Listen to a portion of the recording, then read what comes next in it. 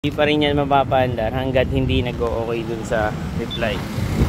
Mga chong, bali kagabi, nag-text ako dun sa number ko.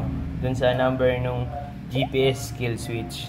Ayan, 9:58. Bago malobat yung cellphone ko, tsaka ngayon ko lang chinarge. Nung inopen ko, hindi ko nadala kasi chinacharge ko nga yung cellphone ko eh.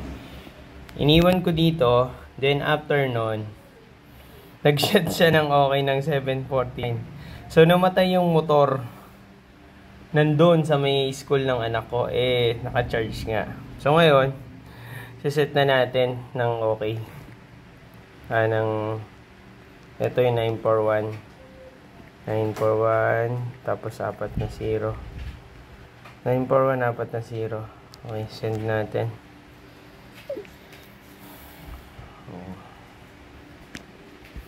Okay. Ayan. So, iniiwan ko siya sa...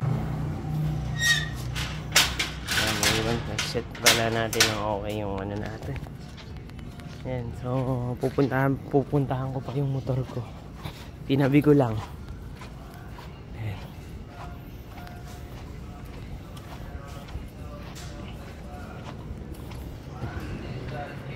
Layo, di ba? Layo nung nilakad ko.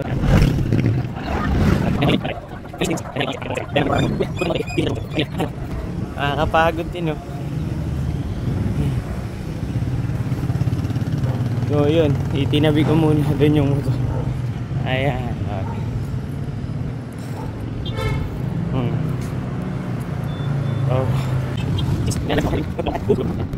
Okay.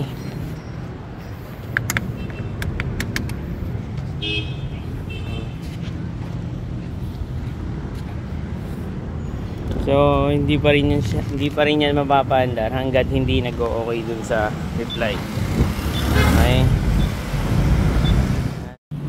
So, ito na, Lechong, mga nag-chat na siya. Okay, nag-text na siya ng... Akala ko nga hindi pa nag-chat kaya na-double check ko. Okay, yan. Tapos, ito. Okay. Grabe, napagod ako to. Tayo nilakad ko. Pero the best. Ayan, namaandar na. Ayan. Namaandar na siya. Grabe. Safe na safe. Oo. May. Okay, yun lang mga chong. Safe na safe. Napakahusay talaga nito. Ayan, nakauwi na ako. Safe na safe sa Magnanakaw. Solid. Yun lang.